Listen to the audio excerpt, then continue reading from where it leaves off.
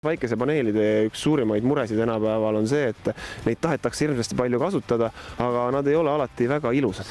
Ja, just Salarostonis appi tulebki. Meil on erinevad lahendused välja töötatud. Kõikide puhul on tegemist ehitis integreeritud lahendustega, ehk siis nad täidavad kahte funktsiooni. Nad on nii katuse eest kui ka päikesepaneel ja jäävad esteetiliselt ilusad. Lisaks sellele on ka ressursisäästlikud, sest et ei ole vaja kahte katusekihti ehitada, nagu on tavapraktika tavalise päikesepaneeliga. Mis veel selle eelised on? Kas selle paigaldamine on väga keerukas, nõuab mingit erilist aluskatust või tegelikult kõik on sama nagu tavalisel näiteks kivi- või plekkkatusel? Ei ole. Kõik on sisuliselt sama. Läheb aluskate, läheb roovitis ja siis otse päikesepaneeli peale.